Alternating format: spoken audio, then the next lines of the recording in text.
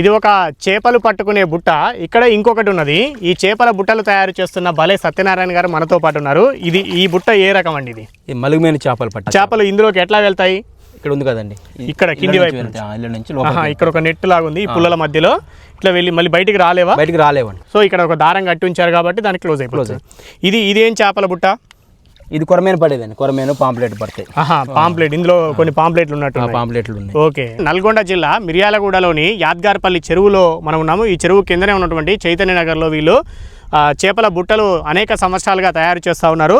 ఇది రెండేనా ఇంకా చాలా ఉంటాయి? 9 రకాలు. అంటే చేపల రకాలు అవి నీటిపైన తిరిగే విధానాన్ని బట్టి నీళ్ళ లోతులో ఎక్కువ లోతులో ఉంటాయా, నీటి పైన ఉంటాయా, ఒడ్డు వెంబడి ఉంటాయా, నీటి మధ్యలో ఉంటాయా, ఇట్లా అనేక రకాలుగా చేపలు జీవిస్తూ ఉంటాయి. వాటి స్థావరం ఏర్పాటు చేసుకుంటాయి. వాటిని పట్టుకోవడానికి అనేక రకాల బుట్టలను వీళ్ళు తయారు చేస్తున్నామని చెప్తున్నారు. దీని ధర ఎంత ఉంటుందండి? 700 రూపాయలు. అంటే సైజులను బట్టి ఉంటాయి. సైజుని బట్టి ఉంటాయండి. దీని ధర అది 1700 రూపాయలు. 17. రొయ్యలు బట్టే చేపల 500 రూపాయలు అండి. రొయ్యల బుట్ట 500 రూపాయలు. ఓకే. హైయెస్ట్ ధర అంటే దేనికి ఉంటుంది? హైయెస్ట్ ధర అంటే కాలువ పెట్టే మాము అంటారు చూడండి, కొప్పు మాము, మాగు, నీళ్లు పారే చోట 5500 రూపాయల ఉంటుంది. నిలబడిన నీళ్లు, ప్రవహించే నీళ్లు, వీటిలో చేపలు పట్టుకోవడానికి అనేక రకాల బుట్టలు వేరువేరుగా ఉంటాయి. ఏవి కావాలన్నా మేము తయారు చేసి ఇస్తామనేది వారు చెప్తా ఉన్నారు.